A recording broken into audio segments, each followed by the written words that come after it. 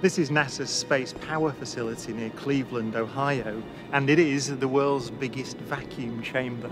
It's used to test spacecraft in the conditions of outer space, and it does that by pumping out the 30 tons of air in this chamber until there are about 2 grams left. And it's kind of got an eccentric construction, which is part of its history. It was built in the 1960s as a nuclear test facility to test nuclear propulsion systems, and that meant that they built it out of aluminium to make the radiation easier to deal with. Aluminium is not the best thing, the strongest material to build a vacuum chamber out of.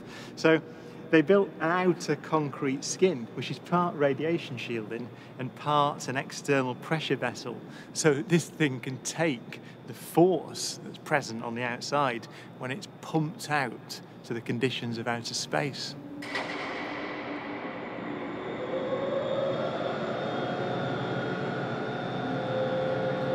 Galileo's experiment was simple.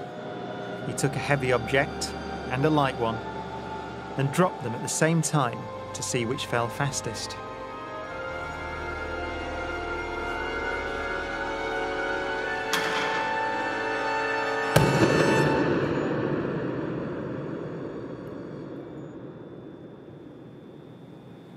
Now in this case, the feathers fell to the ground at a slower rate than the bowling ball because of air resistance.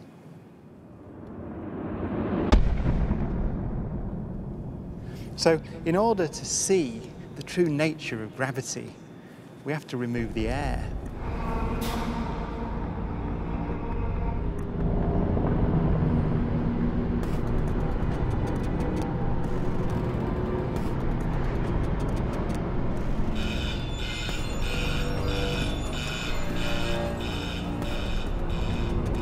It takes 3 hours to pump out the 800,000 cubic feet of air from the chamber.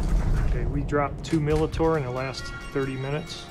But once it's complete, there's a near perfect vacuum inside. 6104 manual, 10% open. Station 1, go for drop.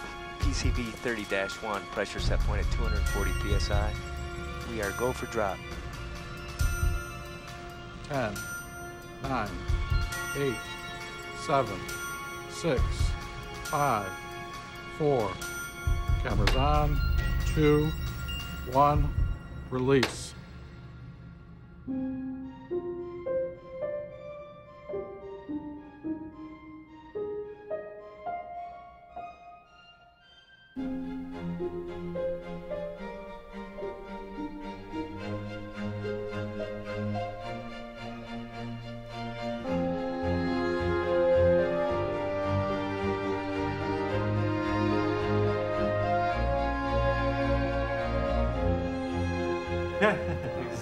Exactly. Look at that.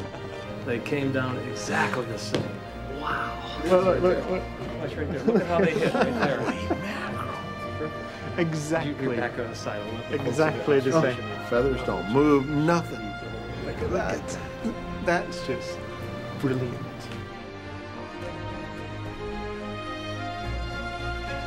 Isaac Newton would say that the ball and the feather fall because there's a force pulling them down, gravity. But Einstein imagined the scene very differently. The happiest thought of his life was this. The reason the bowling ball and the feather fall together is because they're not falling. They're standing still. There is no force acting on them at all.